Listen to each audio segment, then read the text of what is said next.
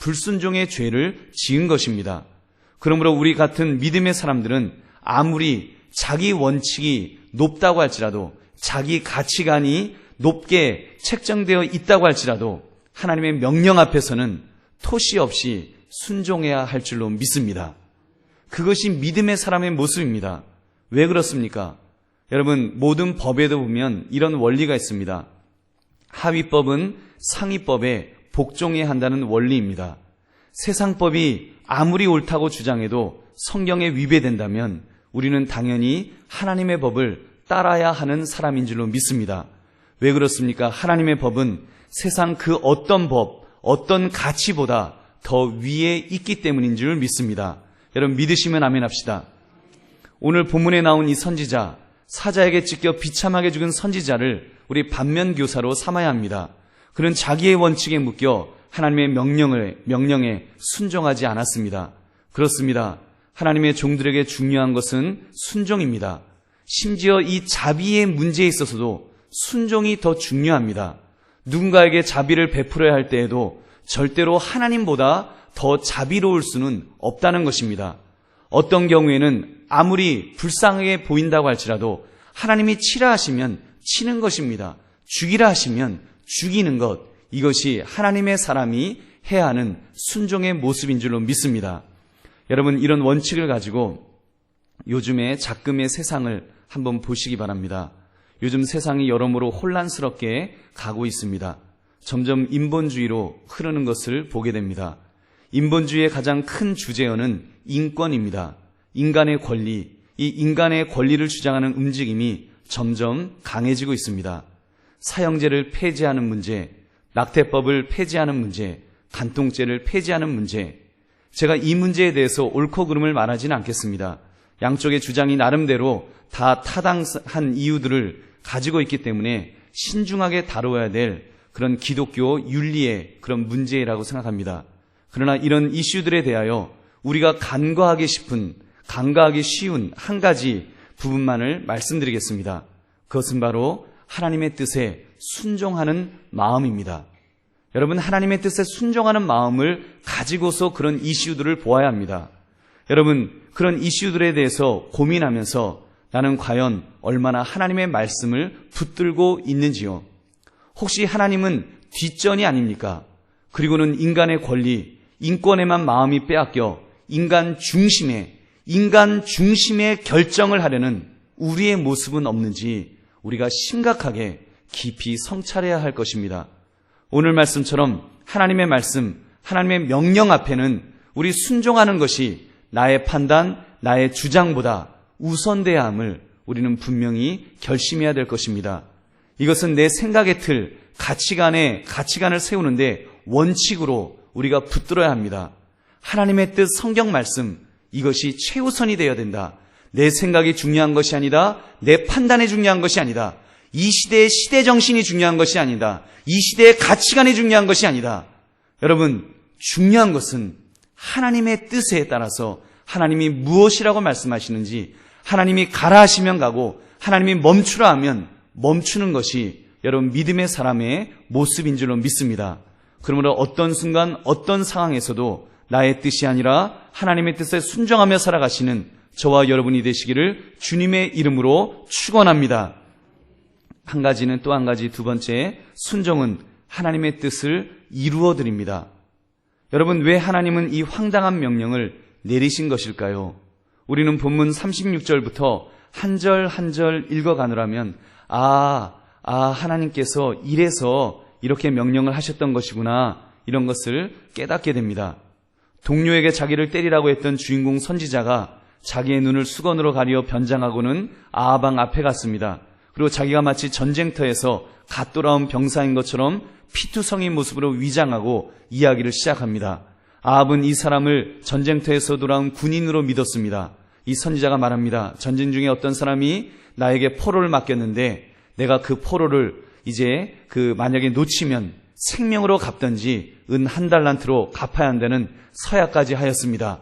그런데 그 사람을 놓쳤습니다. 나는 어떻게 해야 하겠습니까? 여러분, 이런 질문을 던졌습니다. 그러자 아하방이 대답합니다. 너가 스스로 결정하였으니 그대로 당하여야 하리라. 여러분께서 아합왕으로 하여금 그 답이 무엇인지를 자기 입으로 고백하도록 만들어 놓으신 것입니다. 여러분, 우리 하나님 너무 멋진 하나님 아니십니까? 죄를 지적하실 때도 그냥 지적하지 않으셨습니다. 그 당사자의 양심이 자극될 수 있도록 비유를 들어주시면서 지금 선지자까지 맞아가면서 그 죄를 깨닫도록 그렇게 해주신 것입니다. 지금 아합왕의 죄가 무엇입니까? 아람왕 베나닷, 여러분, 하나님을 능멸하고 멸시했던 그 사람, 아주 그 교만에 빠져갖고 잔악함을 보였던 그 사람, 멸망당해야 될 그 사람을 응징하는 것이었습니다. 그것이 아합왕이 마땅히 해야 될 일이었습니다. 근데 응징하지 않고 도리어 자기가 이제 승리하는 마당에서 오히려 나의 형제여 하면서 그에게 긍휼을 풀어주고 그를 살려주었습니다. 여러분, 그것은 명백한 불순종의 죄였습니다. 42절의 말씀 우리 한번 같이 읽겠습니다. 시작. 그가 왕께 아뢰되 여호와의 말씀이 내가 멸하기로 작정한 사람을 내 손으로 놓았은즉 내 목숨은 그의 목숨을 대신하고 내 백성은 그의 백성을 대신하리라 하셨나이다. 아멘. 여러분, 이렇게 해서 그 아합왕으로 하여금 깨닫도록 하나님이 가르쳐 주신 것입니다. 사랑하는 성도님들, 오늘 본문의 사건을 통해 분명히 알 수 있는 것, 순종은 하나님의 뜻을 이루어 드린다는 것입니다. 하나님은 선지자를 때려 피투성이로 만들라는 명령을 통해서도 하나님의 뜻을 지금 이루시고 있습니다. 하나님의 선지자도 순종하지 않으면 사자에게 찢겨 이렇게 죽임을 당하는데, 당신 아합왕 하나님의 명령을 어겼기 때문에 당신도 죽어야 한다는 것을 지금 가르쳐주고 있는 것입니다. 그러나 아합은 회개하지 않았습니다. 마음에 근심하며 답답해하며 돌아갔다고 성경은 기록합니다. 그렇다면 사랑하는 손님들, 우리는 어떻게 살아야겠습니까? 이 말씀을 읽으시면서 나는 어떻게 살아야 할지를 우리는 결단해야 합니다. 첫째, 순종해야 합니다. 여러분, 무조건 순종해야 하는 줄로 믿습니다. 이와 유사한 사건, 사울왕의 불순종을 여러분 기억하실 것입니다. 하나님이 아말렉을 진멸하라고 하셨는데 사울왕은 아말렉 왕을 살려두었습니다. 또 가축 중에서 극상품들은 살려두고 남겨두었습니다. 물론 이유는 하나님께 제물로 바치기 위해 남겨두었다는 그럴듯한 이유가 있었습니다. 하나님이 무엇이라고 말씀하셨습니까? 사무엘상 15장 22절 유명한 말씀입니다. 사무엘이 이르되 여호와께서 번제와 다른 제사를 그의 목소리를 청종하는 것을 좋아하심같이 좋아하시겠나이까? 순종이 제사보다 낫고 듣는 것이 순양의 기름보다 나으니. 아멘. 여러분, 하나님이 좋아하시는 것, 순종을 좋아하신 줄로 믿습니다. 불순종하고 내 마음대로 좋은 걸로 제사 드리려고 하는 거, 그런 거 하나님 받지 않으십니다. 하나님 그렇게 속는 하나님 아니십니다. 하나님의 말씀을 거역하고 순종하고 내 멋대로 살려고 할 때 하나님은 다른 것은 아무것도 기뻐하지 않으신다는 것입니다. 사랑하는 성도님들, 나는 하나님의 말씀에, 하나님의 명령에 대하여 어느 정도의 순종할 자세가 되어 있는지요? 주여 말씀하옵소서, 종이 듣겠나이다. 여러분, 이 정도의 순종이 내게 있습니까? 아니면 하나님, 요즘 시대가 어떤 시대인가요? 하나님도 이제는 인권을 생각하셔야 하고 시대가 변화된 것을 생각하셔야 합니다. 이런 마음으로 내 생각, 내 판단을 먼저 앞세우려고 하는 우리의 모습은 있지 않느냐는 것입니다. 여러분, 솔직히 우리 신앙생활하는 모습, 과거의 믿음의 선배들의 모습과 비교하면 우리 많이 타협하고 있지 않습니까? 우리 하나님에게 많은 것 요구하고 있지 않습니까? 하나님의 생각을 우리가 여쭈어보기보다는 우리의 환경, 우리의 처지를 먼저 이야기하면서 하나님 앞에 우리가 불순종하고 우리가 하나님이 내 뜻대로 이렇게 해달라고 우리가 요구하는 우리 어리석은 모습이 우리에게 많지 않느냐는 것입니다. 사랑하는 손님들, 우리 그것은 죄라는 것을 우리는 깨달아야 합니다. 그것은 교만입니다. 그것은 인본주의요, 그것은 육신의 정욕에서 오는 것입니다. 저는 감히 말할 수 있습니다. 하나님의 뜻보다 인본주의를 앞세운다면 그 인본주의는 최악의 죄입니다. 죄악인 것입니다. 세상의 어떤 좋은 사상이라도 하나님의 말씀 아래 있어야 합니다. 여러분, 인정하시면 아멘 하시기 바랍니다. 여러분, 세상에 어떤 좋은 사상도 하나님의 말씀 아래에 있어야 되는 것입니다. 그러므로 우리는 내 뜻보다 하나님의 뜻에 순종하시는 저와 여러분 되시기를 주님의 이름으로 축원합니다. 또 한 가지는 순종하지 못한 것에 대해서는 빨리 회개해야 합니다. 오늘 본문은 나단 선지자가 밧세바와 간통한 다윗을 찾아와서 했던 이야기와도 아주 유사합니다.